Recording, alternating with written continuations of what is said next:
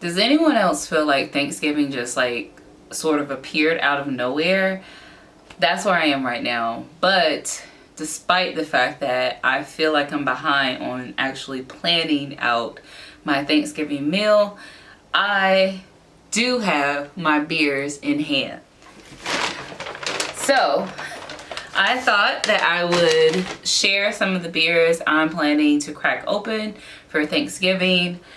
And I decided to do it on video this time because I do like this medium. There's some beers that I purchased from Hop City, and then I have a few bottles or in cans that I am been either saving for a special occasion or saving for Thanksgiving.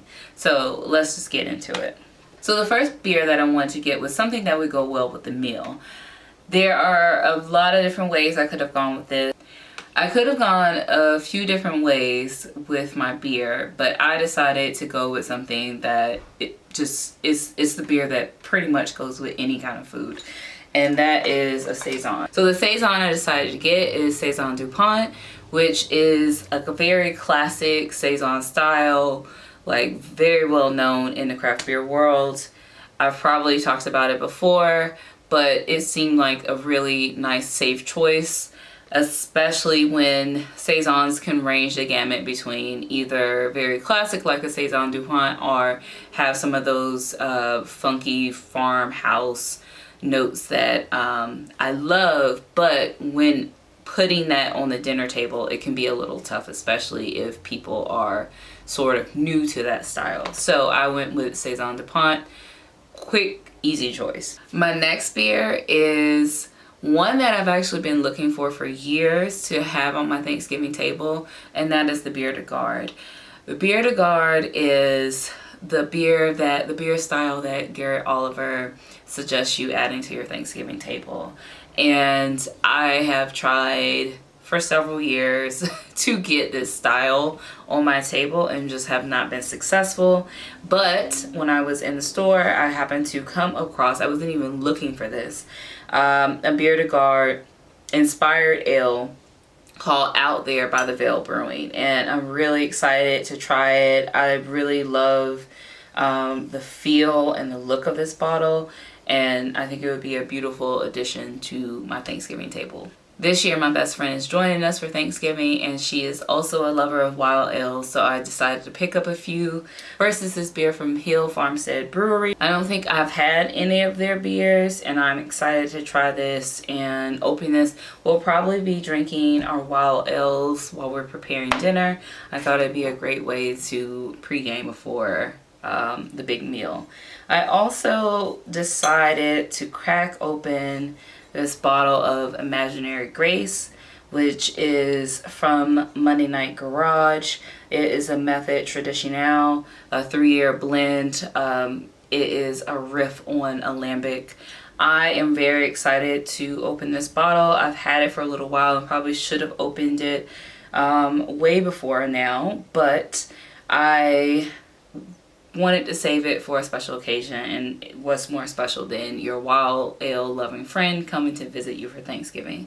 So I will be opening this one. I was fortunate to be there for the third year brewing of this beer, and it's very special to me. That night we hung out in the cool ship room and watch that very hot mash get pulled into the cool ship, and I got to get some good footage of that, and I mean, it was just such a magical moment and has forever cemented wild ales as something special to me.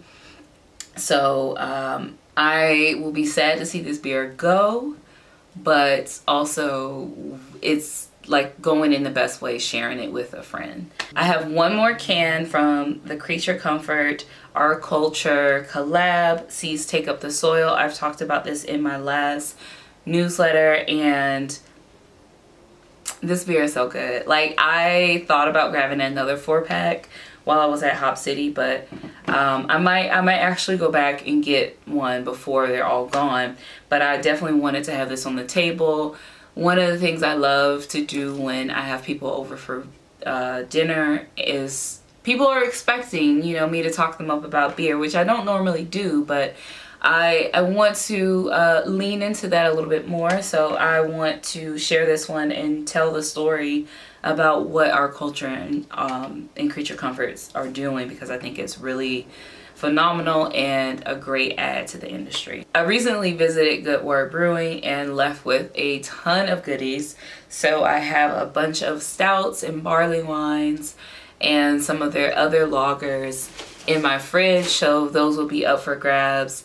I'm thinking, you know, towards the end of the night when we're all sort of stuffed and ready for dessert, it would be great to break out one of the stouts or barley wines. And last but certainly not least is my first wild fermented cider. I was totally inspired to get this beer because of Beth Dimmon's book, A Beer Lover's Guide to Cider. I consider myself a cider hater, but I am trying to change my ways. I got my first bottle of wild fermented cider, and that's probably also something I'll crack open. Maybe I'll open this bottle during our prep on Wednesday night. But that is all that I have, which I think is quite a good bit. There's going to be 5 of us in total at dinner, and I think this will be a good amount of beer to keep the party going. Anyway, I would love to hear what you are planning to have at your Thanksgiving table. And until next time, cheers.